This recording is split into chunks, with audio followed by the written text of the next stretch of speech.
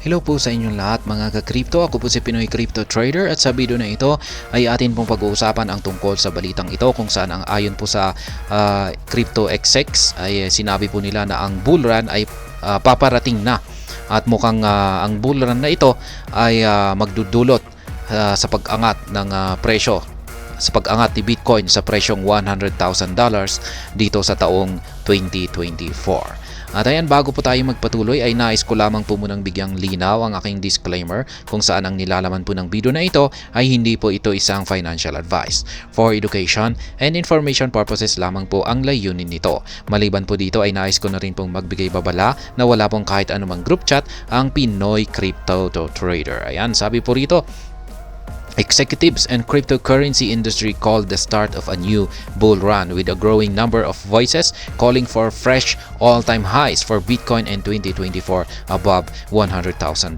Kaya ayan, papalapit na raw or paparating na ang bagong bull run at marami raw po ang mga nagsasabi na aakyatin ni Bitcoin ang or magkakaroon ito ng panibagong all-time high. At ayan, sa taong 2024, ayan, next year na po yan, ay posibleng aakyat siya ng higit $100,000 na presyo. Ayan, maraming excitement around a Bitcoin ETF being approved in the US next year, as well as the Bitcoin halving is fueling a rally and cryptocurrencies.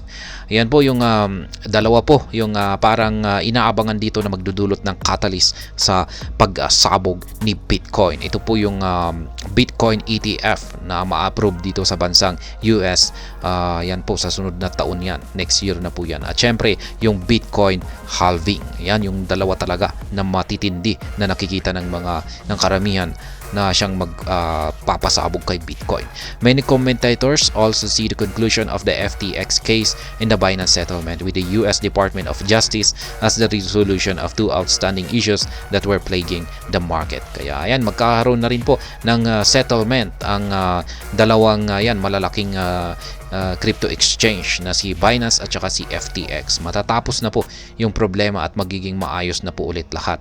Kaya yan, ang sunod na taong 2024 ay mukhang talagang magiging matindi ang performance ng mga cryptocurrencies.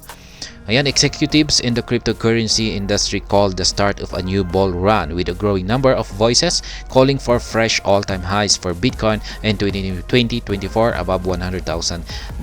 Bitcoin has rallied more than 120% this year, with many optimistic about the surge continuing in 2024. Kaya ayan, maraming mga optimistic na tao. Ibig sabihin ay positibo yung kanilang pananaw na magpapatuloy lamang sa pag-akyat ang market price ni Bitcoin dito sa taong 2024. It feels that 2023 was a year to get ready for the bull run that is yet to come. But the sentiment is very hopeful for 2024 and 2025. Yan, Pascal Gutierrez, CEO of Ledger, told CNBC last week in an interview. Ayan, ayon po kay Pascal Gutierrez, ay mukhang ang taong 2022 raw ay ito po yung pagkahanda para sa bull run. Ayan, bull run na magaganap sa taong 2024 at saka 2025. The digital currency's last record high of nearly $69,000 was hit in November 2021. Since then, the crypto industry has been hit with litany of issues, from the collapse of coins and projects to bankruptcies and criminal trials. FTX, once one of the world's biggest exchanges, collapsed with its founder Sam Bankman-Fried facing over 100 years in prison after he was found guilty on 7 counts of criminal fraud. Ayan po yung mga nangyari sa loob ng taon na may malaking impact sa mundo ng cryptocurrencies. Isa po rito yung pag-collapse ng second largest crypto exchange na si FTX. At ngayon naman ay yung Binance. Ayan, itong mga nakalipas lamang ay ayan nga, nagkaroon ng billion settlement na 4.3 billion settlement ang Binance. At yan, bumaba na rin po yung CEO ng Binance na si Ginoong Changpeng Zhao. Kaya yan, marami pa siyang kinakarap na kaso ngayon. Many in the industry see the two cases concluding as a line being drawn under issues that have plagued the crypto market. I think that once you get the speculative phase out of the way, which I think we're almost done with, probably not yet completely done, then you can get real builders focusing on the technology and the problems that can solve in the world, rather than just having giant digital casino for people to trade. Yeah, David Marcos, CEO of Lightspark, told CNBC last week in an interview. Kaya ayan po yan kay David Marcos. Siya po ang former leader ng Facebook's failed Diem stablecoin project. Ayan, is now working on technology to improve Bitcoin as a payment network. Ayan, mukhang gagamitin nila ang Bitcoin bilang isang payment network. Now that those issues are out of the way, investors are focused on what the industry sees as a positive development. The first is the growing excitement that Bitcoin Exchange Traded Fund or ETF might be approved soon. This could bring in larger tradition investors who previously did not want to torch crypto. I think that ETF means really is that Bitcoin is going mainstream, and that's what people were waiting for, Gutierrez said. Kaya ayan, mukhang lumipas na lahat ng mga problema, mga matitinding problema sa mundo ng cryptocurrencies. Kaya ayan, yung inaasahan na lamang po natin dito sa susunod na taon ay yung mga magaganda na pangyayari tulad na lamang ng approval ng Bitcoin ETF. The second development is the Bitcoin halving. Ayan, maliban sa approval ng Bitcoin ETF ay nandito na rin si Bitcoin halving. Halving is when miners, which are entities who uphold the Bitcoin network, see the rewards for their work cut in half. This keeps a cap on the supply of Bitcoin, which there will be ever only be 21 million coins, and often is a factor behind a new rally. Ayan, yung Bitcoin halving na ito ay yung nakukuha po kasi ng reward ng mga minero ay mahahati. Ibig sabihin po ay mas magiging mahirap po ang pagmimina. Kaya dahil dyan ay yan po ang magdudulot ng isang impact yan para lumago or tumaas ang market price ni Bitcoin. Kaya ayan, Bitcoin at $100,000. Yan. Kakayanin nga ba talaga na akyatin ni Bitcoin ang $100,000 sa taong 2024. There have already been some bold calls for Bitcoin in 2024. It began with Standard Chartered last week, which reiterated an April price call that Bitcoin would hit $100,000 by the end of 2024. Ayan. Bago ra magtapos ang taong 2024 ay mahihit daw ni Bitcoin ang presyong $100,000. The bank said this will be driven by the approvals of numerous ETF. That would mean a roughly 160% rally from Friday's price of around $38,413 according to CoinDesk data. Matrix Port, which bills itself as a crypto financial services firm, released a note last week projecting Bitcoin would reach $63,140 by April 2024 and $125,000 by the end of next year. Ayan. Pagdating naman po kay Matrix Port, na-content po natin ito sa nakalipas na video kung saan ay yung kanilang prediction naman ay aakit daw po sa presyong $63,140. Ayan ang market price ni Bitcoin sa buwan ng April 2024. Ayan. At bago magtapos ang taong 2024 ay aakyatin niya ang presyong $125,000.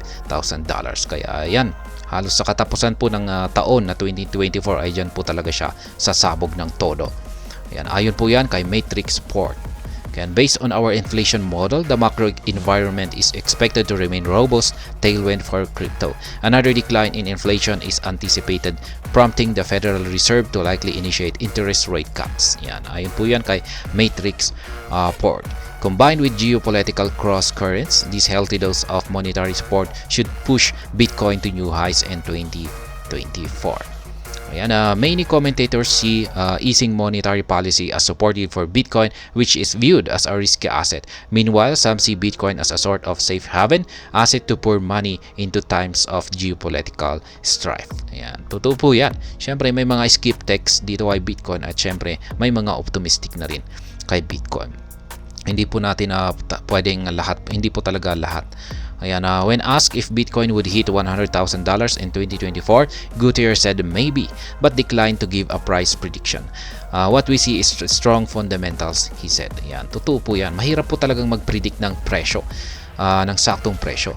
And basta ang mahalaga rito ay meron tayong malakas na fundamentals na mangyayari ito, na talagang sasabog si Bitcoin.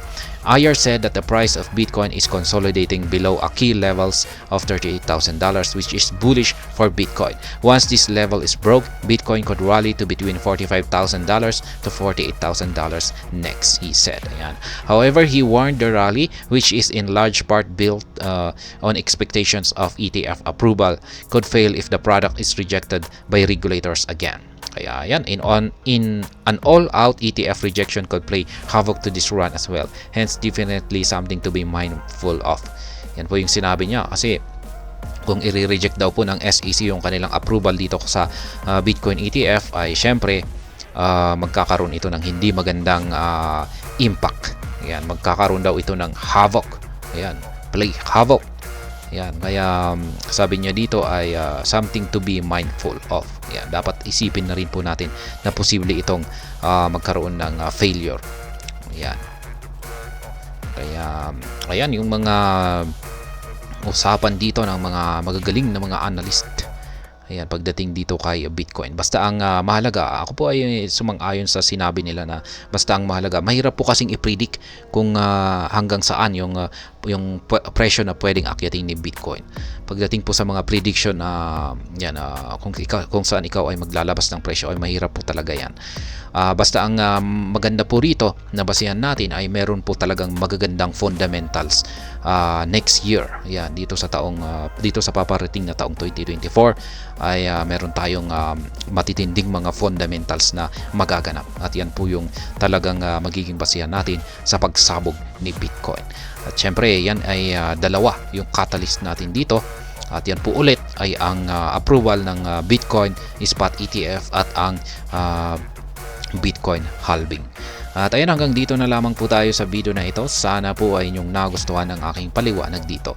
Kung inyo po itong nagustuhan ay pakiclick lamang po ang like button nito. Para naman po sa mga bago lamang dito, kayo po ay aking inaanyayahan para mag-subscribe. Pakiclick na rin po ang bell icon nito dahil ito po ang siyang magsisilbing notification nito sa mga bago kong videos na akin pong ina-upload sa aking YouTube channel na ito. Marami pong salamat sa panunood. Ingat po tayo lagi at God bless po sa ating lahat.